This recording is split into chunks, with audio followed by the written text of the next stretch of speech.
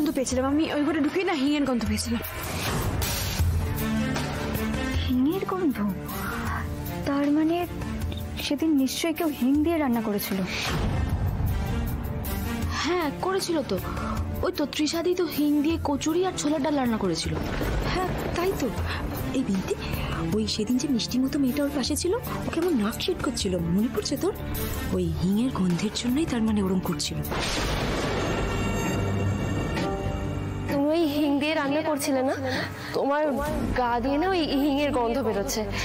আর সত্যি কথা বলতে আমার একদম হিং সহ্য হয় না, হিঙে অ্যালার্জি আছে। এক্ষুনি দেখবে ওই হাঁচি দিতে শুরু করবো।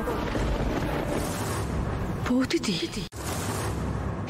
জানতাম আমি দাদা বৌদি আছে মানে এরকম একটা ঝামেলা বাঁধবেই। বৌদিদি, বৌদিদি ওই ঘরে কখন ঢুকলো? না না, সেটা তো পুলিশ খুঁজে বার করবে, আমাদেরকে পুলিশকে পুরোটা ইনফর্ম করতে হবে। কিন্তু শ্যামলী, ডিরেক্টরের রুমে আপনি সেদিন হিঙের গন্ধ পেয়েছিলেন, রাইট? আর তৃষা ভৌমিকও হিং দিয়ে রান্না করেছিল, কিন্তু ওই ঘরে ঢুকে উনি কিছু করেছেন এইভাবে কিছু প্রমাণ করা যাবে না।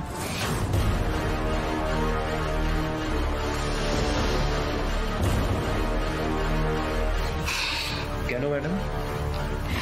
কারণ তৃষা বলতেই পারেন ওই দিন শ্যামলী ওই ঘরে কোনো হিঙের গন্ধই পাননি। যেহেতু তৃষা হিং দিয়ে রান্না করেছিলেন, তাই হয়তো শ্যামলী ওকে ফাঁসানোর জন্য এই কথাটা বলছেন। তৃষা বয়ান দিয়েছেন আপনাদের সাথে ওদের একটা শত্রুতা রয়েছে, আর তাই ওকে ফাঁসানোর জন্যই হয়তো আপনারা এই কাজটা করছেন। তাই এই হিঙের বিষয়টা দিয়ে কোনো প্রমাণ করা যাবে না, আরো কংক্রিট কোনো প্রমাণের দরকার।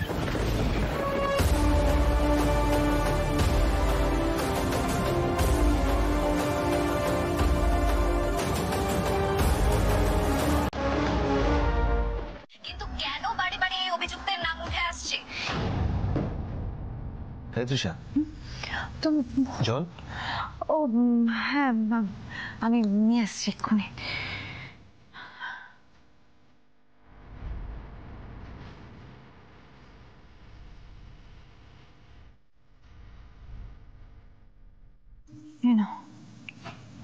তৃষা,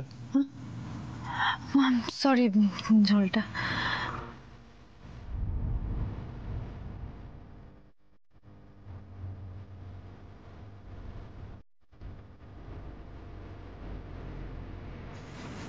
কি হয়েছে? কিছু না। কেন টেনশন করছো? সবকিছু ঠিক আছে।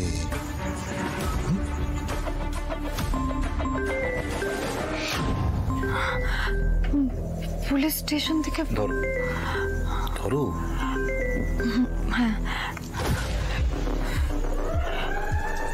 সেদিন প্রথম রাউন্ডের শুটিং এর শেষে তৃষা ভৌমিক আমার ঘরে এসে আমাকে রীতিমতো থ্রেট করেছিলেন। যেভাবেই হোক শ্যামলীকে এই রাউন্ডেই আউট করতে হবে। দেখুন, আমি চেষ্টা করছি। হ্যাঁ, আমি আমি আমি এটা কনফার্ম করছি যে ও ফাইনাল রাউন্ড অব্দি যাবে না। আমি কোনো ফাইনাল টাইনাল শুনতে চাই না, এই রাউন্ডেই ওকে এলিমিনেট করতে হবে, ব্যাস। আমি আপনার এই ঘরেই লুকিয়ে থাকবো, আমি আপনাদের পুরো কথোপকথন শুনতে চাই।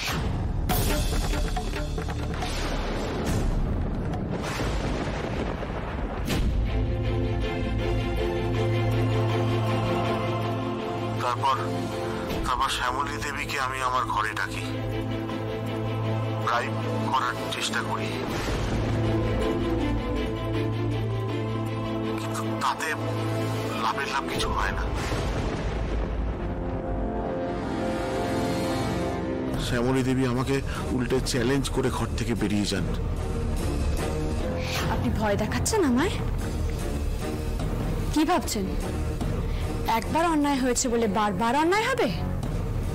ডিরেক্টর স্যার, আপনি শ্যামলী মল্লিককে চেনেন না।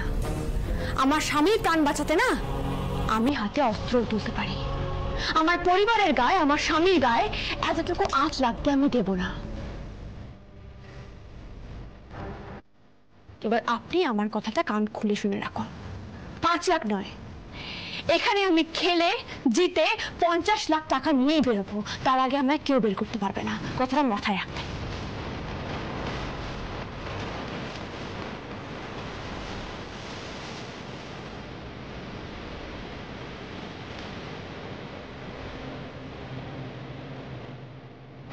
কি হলো এটা? কি হলো? ওই মেয়েটা তো আপনার মুখে ঝামা বসে দিয়ে চলে গেল। দেখুন আমি আর একটা সেকেন্ডও ওয়েট করবো না, আমি এক্ষুনি চ্যানেল হেডের কাছে যাবো, গিয়ে আপনার নামে কমপ্লেন করবো। আমি ওনাদেরকে বলবো যে আপনি আমাদের কাছ থেকে ঘুষ নিয়েছেন, এক্ষুনি বলবো। আপনি শুনুন, আরে শোয়ের তো এখনো আরো রাউন্ড বাকি রয়েছে, আমি ওকে এলিমিনেট করে শুনুন, দেবো। আপনার মরদ কতটা আমার বোঝা হয়ে গেছে। আপনি শুনুন, আমাকে যেতে দিন। আপনি শুনুন।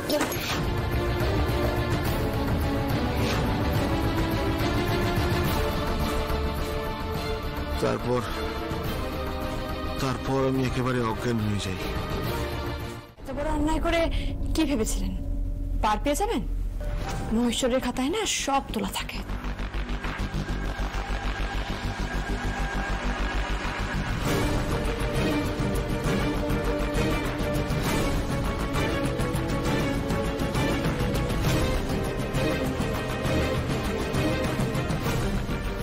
একদম ডায়লগ বাজি করবে না শ্যামলী। ডিরেক্টর যে সত্যি কথা বলছে তার কি প্রমাণ আছে? তাই তো, সত্যি তো কোনো প্রমাণ নেই। আমি তো বুঝতে পারছি আমাদেরকে ফাঁসানো হচ্ছে। আরে একটা লোক কখন তার নিজের মর্জি মতো কি বলে দিল সেটা আমাদের বিশ্বাস করতে হবে, সেটা তো হতে পারে না। না না না, যাতে বিশ্বাস হয় সে ব্যবস্থাও করা আছে।